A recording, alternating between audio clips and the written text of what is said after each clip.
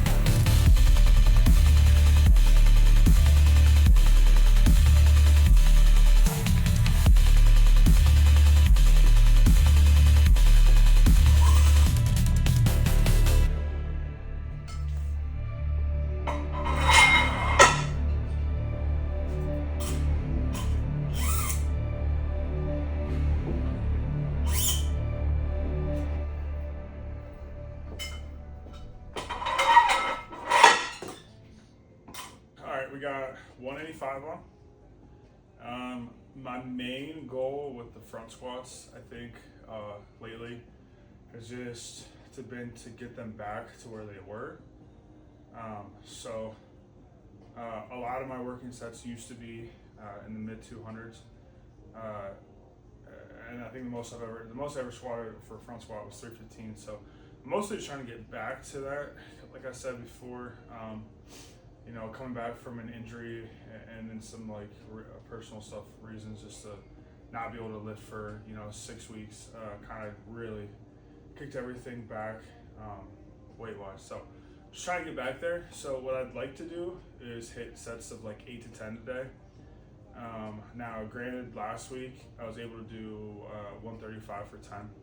So I'm not quite sure if I'll be able to hit 185 for 8, but my main thing is what can I hit it for? And then, can I come in next week and then, add another 1 or 2 reps and then build kind of that way, instead of trying to hit a rep goal, more trying to get the weight up increasingly per week until I kind of get it to where it used to be. So I'd like to see myself at like maybe like 275 for sets of 8 to 10 here real soon. So just trying to get back to that, but yeah.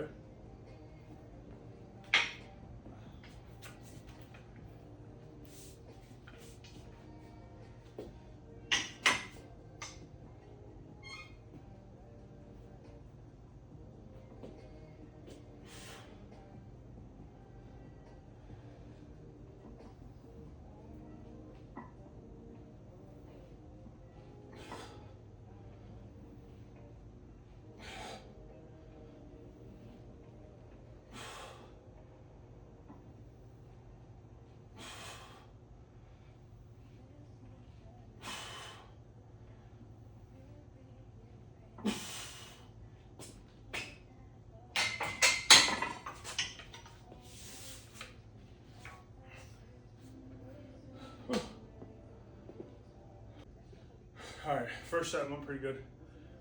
We're gonna keep the weight where it's at, do 2 more sets of this.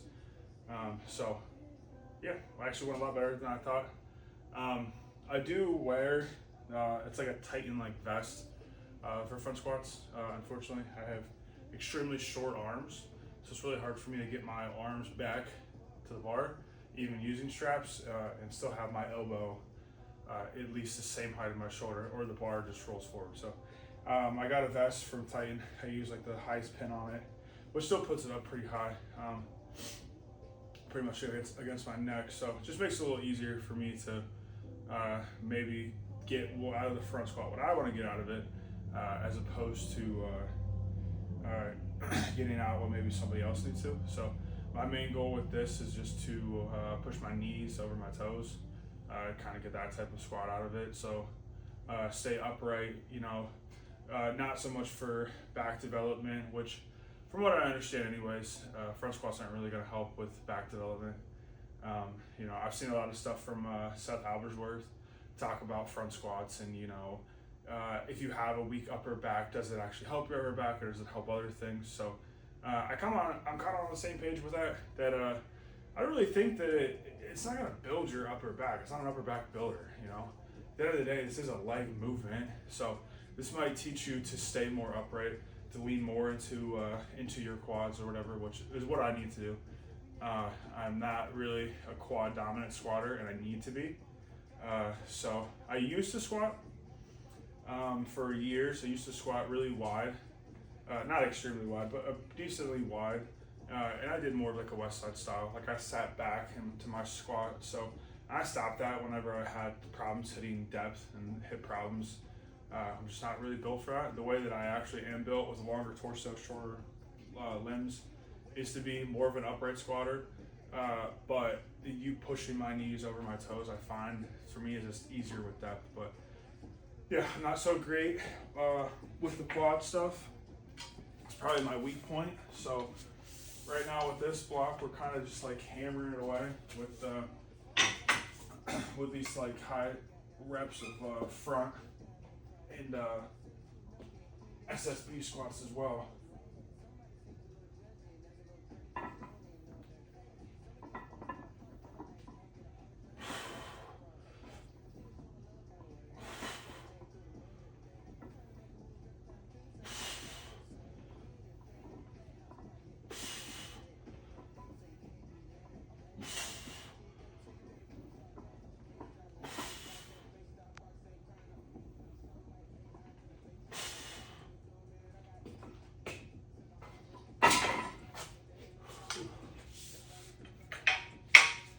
All right, good, not too bad. Oh. Ah. Yeah, so like I was saying, the main thing is just trying to get, for one, more quad work, obviously, to my quads a little bigger, a little stronger. That's what I'd like to do mostly when it comes to this rebuilding and stuff, is just getting more muscle mass back on. And you know, I've tried to fill my my class out a little better. So I try to compete. I'm trying to compete at 220. Right now I'm sitting at just about 200. So I'm hoping that I can get some decent muscle mass on me, or at least back what I did have, because I did lose some in those couple weeks. So I want to get back to that. But so we're still trying to hit our quads with this for sure. Still trying to get some work, but I think most of it, and this I picked up from Seth Albersworth as well, that sometimes it's not so much even about like what builds the muscle, but it can be like what helps translate movement wise to whatever movement you're trying to build. So we're trying to build squat up, something like a front squat is going to help, obviously, yes, develop your quads, but it help develop and teach you to, if you need it, to stay more upright in that squat, to push your knees farther over your toes, to really rely on your quads, really to be the main mover of it. It's really hard to do a front squat and use like your glutes or hamstrings. You know, if you have kind of that good morning squat, I don't think per se that this is gonna solve it completely, but this will definitely teach you to stay more into your quads. You know, I find myself with front squats focusing and kind of thinking about it more of it being more of like a knee bend movement as opposed to a knee bend and hip movement. So yeah, let's hit one more set of this and then we'll move on.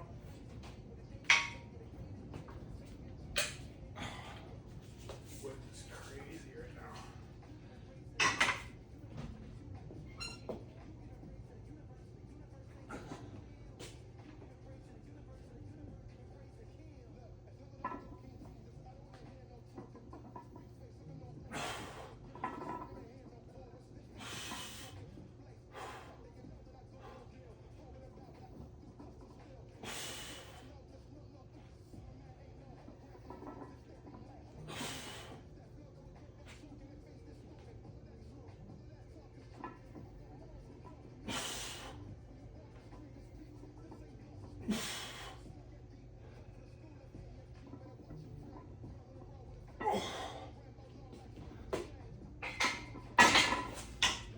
Whew.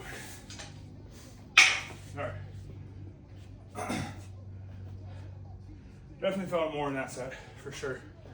But yeah, I definitely think that went very well. Very in a good way, unaccording to plan. Did not think I was gonna hit the first one for 8, and I kind of expected to kind of struggle in the other 2 sets.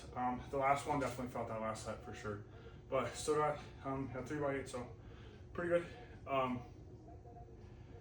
Yeah, so this is the one thing I think for me personally. I mean, front squats are like I think the biggest thing that has helped my squat. I feel like every time I do really push front squats hard, heavy for higher reps, I'll take that back, even lower reps, but anytime I'm really pushing front squats, my back squat goes up pretty on par with. So I'm not adding weight to front squats. I'm normally adding my weight to back squats as well. So my best squat's 455. I hate to be that guy, but I almost hit 480, which I was extremely happy with, even at the time. I did overshoot myself on a single that day. It was supposed to be a heavy single. It was supposed to be an RP 10, but unfortunately, I did not quite get it. I did get out of the hole, got about more than halfway up, and just lost the strength for it. So I think 470 would have been a pretty good in between, you know, to guess like what I could actually have hit at that time and at that date. But yeah, so at that time too is when I was squatting, when I did squat 315, and where most, like I said, most of my working sets were like 250, 260, 270s, give or take, depending on what my reps were that day. So I did Greg Knuckles. I think it was a 2 times a week squat, where he has you do a back squat and then you were doing a front squat, you know, as your secondary day. So definitely think that helped a ton.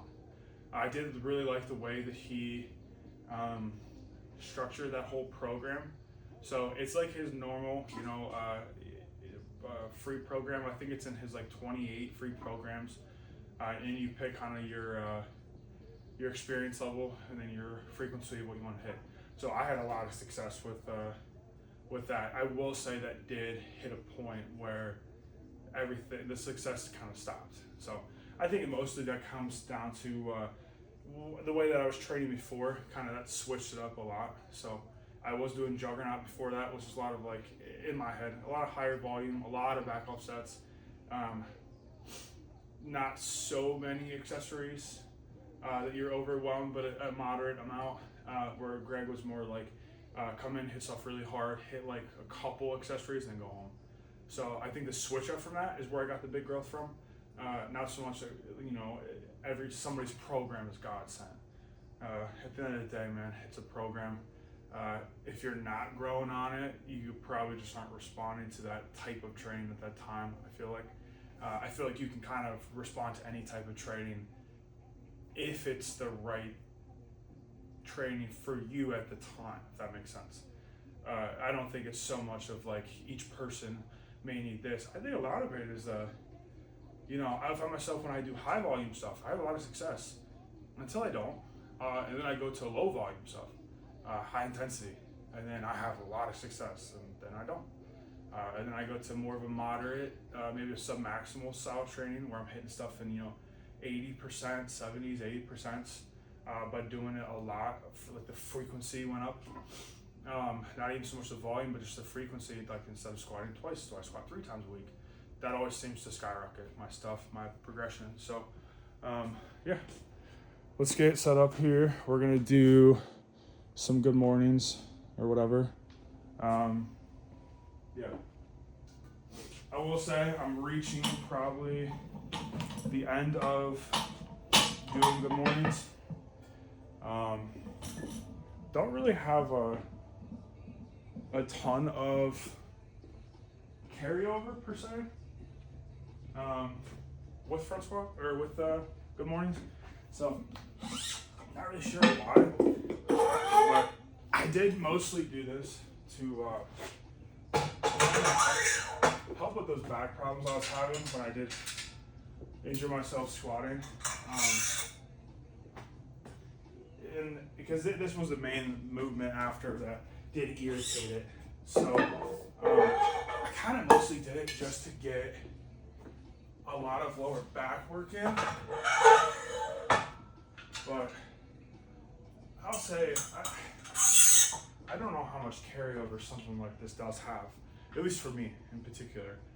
Again, for squats, I don't think it helps at all because I am trying to focus more on quad stuff. I'm not a quad dominant squatter.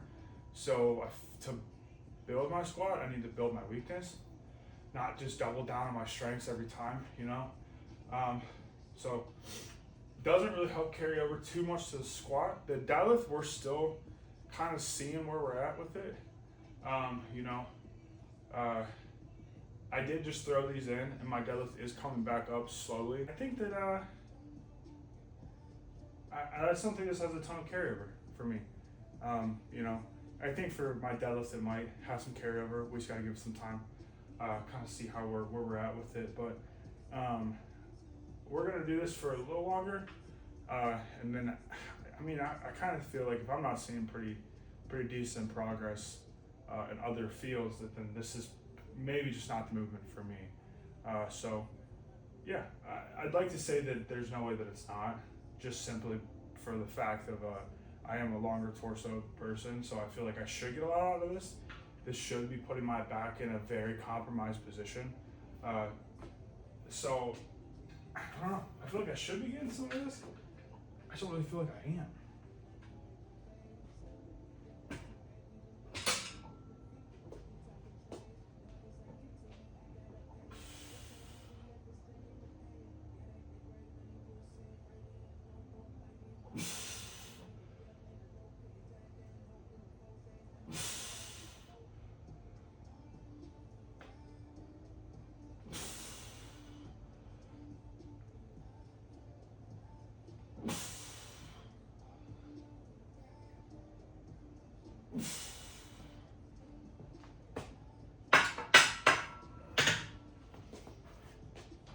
Whew. I mean, immediately humbled with us. Yeah, I definitely feel it where I need to feel it. I probably could be better with how I do it, form-wise, but yeah, definitely feel lower back, glutes, hamstrings. At the bottom, you feel like your spine just wants to buckle. So I definitely feel like it's gonna help me brace and stay more upright. Maybe that will carry over to my deadlift to stay in, more my spine more of a neutral position throughout. But yeah, not feeling like this is a ton of carryover. So we're just staying patient with it for a little bit and kind of see kind of how it goes as I get it built back up, my deadlift built back up. See if doing these at a later time or as time progresses, it kind of helps. So yeah, we'll do 2 more sets of that, hit some accessories, yeah, that's pretty much it. Again, this is not supposed to be like a big killer day. This is not supposed to be crazy all out solid day. Mostly just the way that I think about it, trying to breathe hard, maybe sweat a little bit, and it's kind of it. I don't want to be like sore for days and days and days after something like this, because like I said, I do have my main squat day is on day 5, so I still want to be able to come back from that, or come back from this to even get to that squat day. So and I'm sure as you can notice, I don't really wear knee sleeves for front squats. I don't use a belt. Don't use a belt for this, sleeves, something like that. Again, a good way to kind of knock the weight down is to not use maybe some of the equipment that might, I don't think knee sleeves per se add weight, but they definitely add some type of security and just some type of comfort to where I feel like, a lot of times you put knee sleeves on, I feel like the mindset is to go a little heavier. So it's a good way to like auto-regulate yourself, especially for something I'm trying to intentionally, for it to be a hard movement, for it to get a lot out of it, but not to get too much, not to go, all out, go crazy with it. Not really my intentions with this. I feel like if I put knee sleeves on and a belt for front squats, I'm almost like setting myself up in a mindset that I need to go a little harder, a little heavier, a little, more than what I should. But this allows me to kind of back off, auto-regulate myself, picking these movements that, you're personally probably just not too good at. Will obviously bump the weight down quite a bit because of the fact that you are not proficient in it. And with it being a harder movement to begin with, I think that causes obviously the weight to go down. So I kind of found that out a lot through my deadlift. Deadlift can be very fatiguing for me. So finding secondary and third movements that are hard inherently that will help also bring the weight down. So just on your system, it's not so much, it's not so overbearing. I try to stay away on these third days and even sometimes secondary days. I try to stay away from doing movements that I'm good at, movements that I can hit heavy, because that's not the point of this.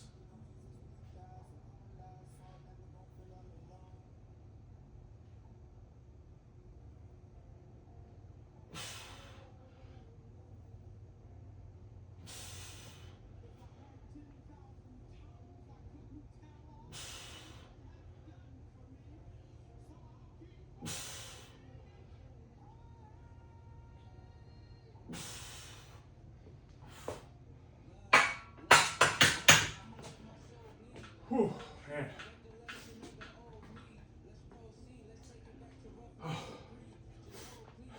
But yeah, let me catch my breath. But having those movements that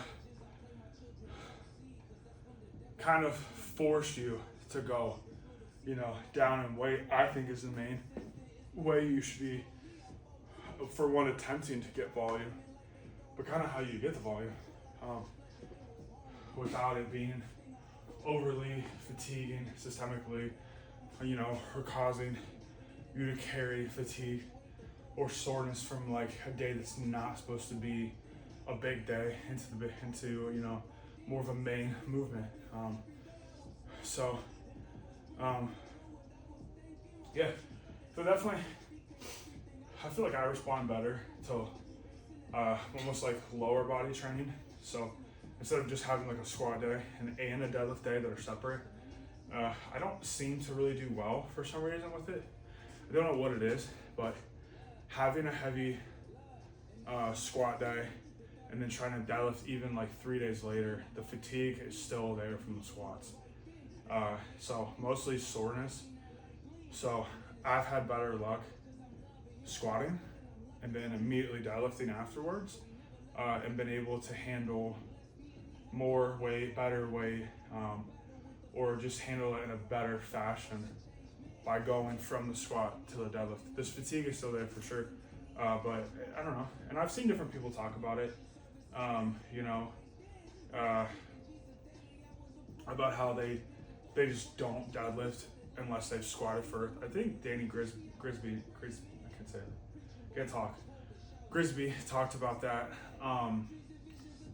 about how I believe it was him. It was either him or maybe it was even like Shane Howler. I saw on like Table Talk about how they don't deadlift at all unless they squat first. Now they do more of like a third or secondary movement squat and then their main deadlift. But I seem to do better if it's heavy squat and then heavy deadlift. So again, having when it is a heavy day, I find that like you can't even do that many back off sets. So because there is so much fatigue there. So I feel like the way that I'm fatigued in that is not the same as when I'm fatigued 3 days later from that heavy squat and then try to do a front squat before the deadlift. I'm fatigued like in a different way. I don't really know how to put my, what it is or, how to put my finger on it, but there's definitely something there. I definitely had way better success going and, squatting heavy first, deadlifting heavy next. So, I don't know, a little different, I think, in that way, maybe, but I always thought it was worth trying, and then I tried it, and it actually seems to work very well, so.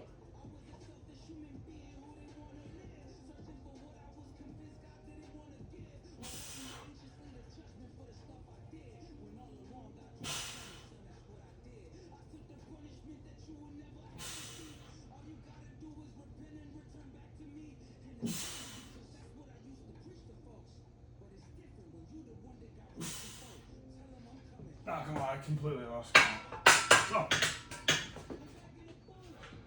think that was 6. Yeah. I mean, those are definitely doing something. Okay, I don't know how much carryover I'm gonna have, per se, but definitely gonna have some type of carryover. For sure with those. Yeah. Whew. Let's hit some accessories. I'll show today kind of some of the accessories I've been hitting lately. How to go from there. But yeah, I think most of the game of programming for yourself, for sure, is just going to come down to how do you auto-regulate yourself in a good way.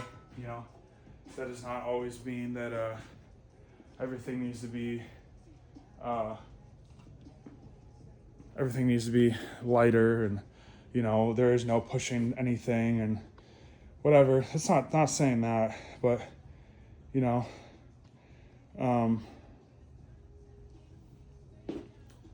how do you figure out what movements are gonna help. Like we talked about with the front squats, like, is this movement gonna build my quads? Yes. Does it also help reinforce a pattern that I want? Yeah. And I think those are the movements that you need to find, and that's my problem with the good mornings right now, is that I'm trying in that movement to put myself into like what my deadlift is, at the start of my deadlift, when I'm on the bar, how's my shin angle, where's my knee position, how close are my hips to the bar, and where's my head at, and how far does my torso lean, stuff like that. I'm trying to put myself in that position. Obviously it's a little different. You're dealing with a bar that's on the floor pretty much, and you're dealing with a bar that's on top of your shoulders. Obviously it puts the weight a little different, but if I can get myself to be very similar into that movement, and you be able to use pushing my hips through as like the main driver up out of the good morning, then hopefully that helps my start position in deadlift. That's the thought behind it. Again, don't really know if that's really what I am or have been getting out of it, but that's the intention. That's the initial thought. Now comes the point where we just got to be patient with it and give it some time. It's only been a few weeks of good morning, so now comes the time of like doing it for a few more weeks and really seeing like, am I starting to see a carryover? And if it is reinforcing a good pattern, a good start position, or just feeling stronger or better in that start position. I think the main problem for most people, but for me, with deadlift is just getting off the floor. I've said it before, if I got it if I can get off the floor, then it's done. Like I've only failed maybe 2 deadlifts from lockout or anything off the floor. I very, very rarely am not able to get it off the ground and not finish the rep, which both of those deadlifts came from a meet. So at a meet, I was not able to finish the reps. Both my, my third pulls, whatever, got them up to like my knees, and then just lost the strength for them. But other than that, training wise, if I comes off the floor, and opposed to those 2 times the meet, if I can get off the ground, then I can pretty much secure the rep. So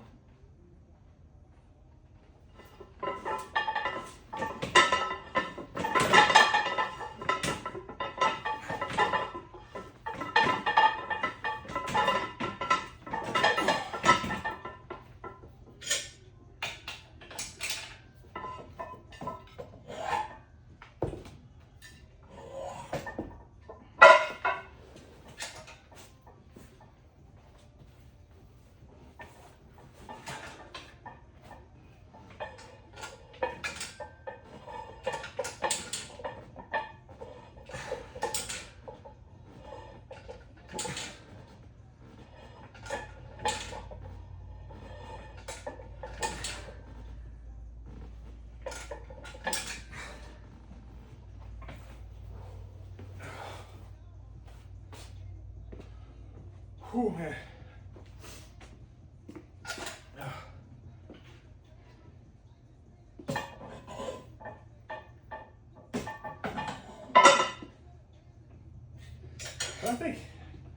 I think honestly that's like the main game, is just finding those movements that like very specifically work for you.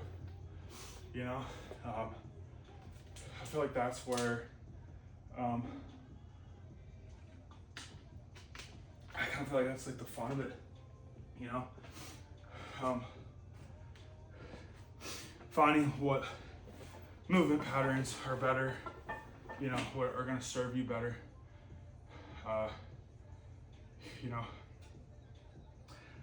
For me, pause deadlifts never really been the key to my deadlift. A lot of people swear by them. I've tried them and tried them and tried them and tried them, and I've got pretty good at them. So at least for things that I pulled, I did pause like 405 before for a set of 5. So in retrospect, pretty good. It never carried over. Like I almost felt like I was the same. I just got better at that pause. That was it.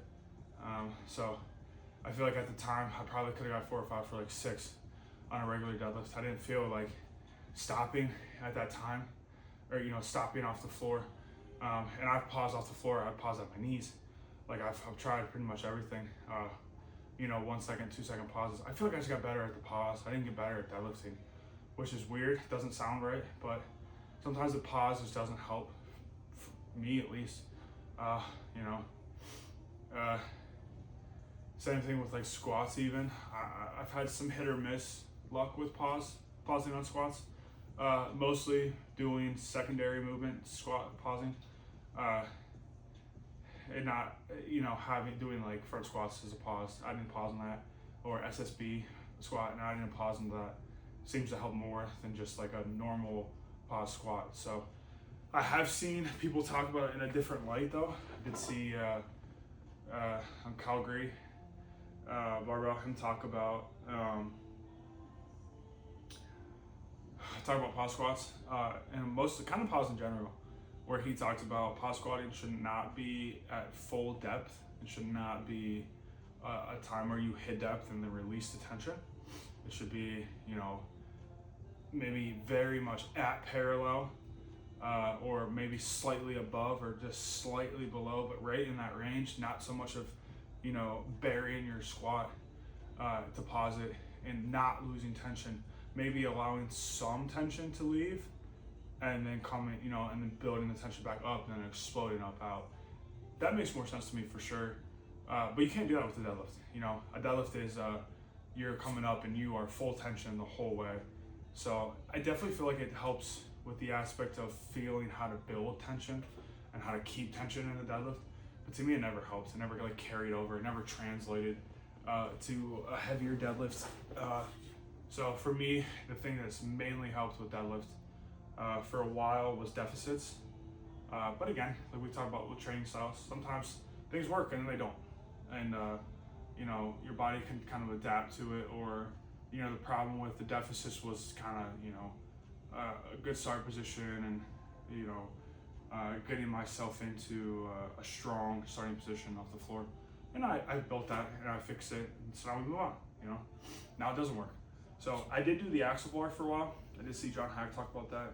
He thought his main contributor to his deadlift success as of late was the axle bar. So I did get an axle bar. I think I got like the Titan one, if I remember. Good bar. I mean, solid. I did that, and that actually did help. I'll say that. I felt like that gave me a good carryover directly. So that one, however, I feel like does pretty much about the same, even with less weight. It's pretty fatiguing. I mean, that bar does not move. It does give you a little bit of a break on your grip, because you are going to have to use straps for it.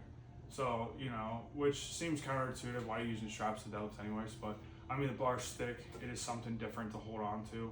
It does put you in a different position because of the thickness. You are like this slightly a little bit more forward over the bar in order to get your hands in the right position. But also, yeah, the bar does not move. The bar does not whip. The bar does not bend. There is nothing to it at all. So when you pull that thing off the floor, whether you have 135 or 800, doesn't matter. The bar, all the weights are coming off at the exact same time. The bar is coming up as one solid, thing. So not that I deadlift enough really to worry about like whip or nothing like that, but there definitely, you can feel a difference of, there is no slack pull. There's just pulling tension out of yourself and then pulling with the deadlift. So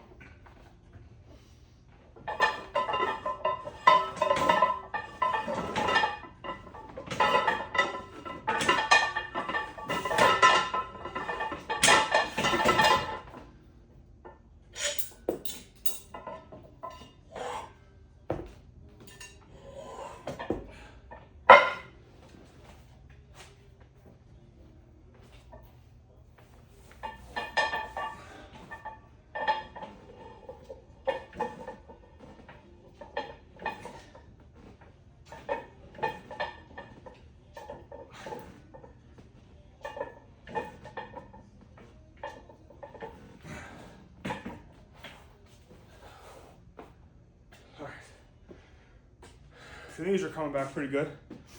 I said, again, a lot of this right now is just building back strength, back to where we were.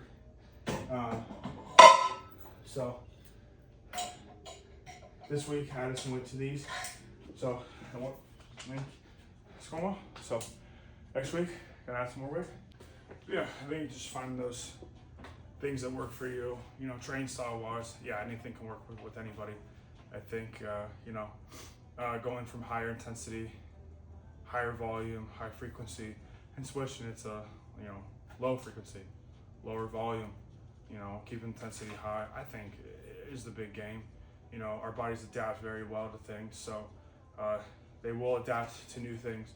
But there's a point where it becomes stale and stagnant. So the progress kind of slows or stops. So switching it up can kind of help. So I think training style wise, obviously there's some minute things here and there per person, per individual, that's definitely going to help. And maybe people are more geared towards one way. But having those periods of switching, I think, is the main thing. Not staying so much to, I have to be doing 8 to 10 reps, or I have to, I want to be a powerlifter, so I need to stay 5 reps and under. No. Still having higher volume stuff and still building muscle in the process is, I've heard a lot of people say, the powerlifting is basically you're just a bodybuilder and you do some strength stuff. You still want to build muscle. You still want to build size. So, but yeah, I think when it comes to a lot of that stuff, that's where the game is. That's where the fun is. Is figuring all that, figuring out what exact movements work for you. Is it a movement that works better if and when, before I squat, after, that's the game. Figuring out how many days before, after, what movements do help this particular movement in this way, or which ones don't. So I think that's most of the game. So yeah, I'm gonna do a couple more, another set of this, do 1 or 2 more accessories, and then kind of call it quits. So tomorrow we got more of a back focus day. I do bench first, just to do some more volume on bench, but we'll bench, we'll do some back work, and then call it a day. So yeah, don't really know how to sign these off, so that's kind of it.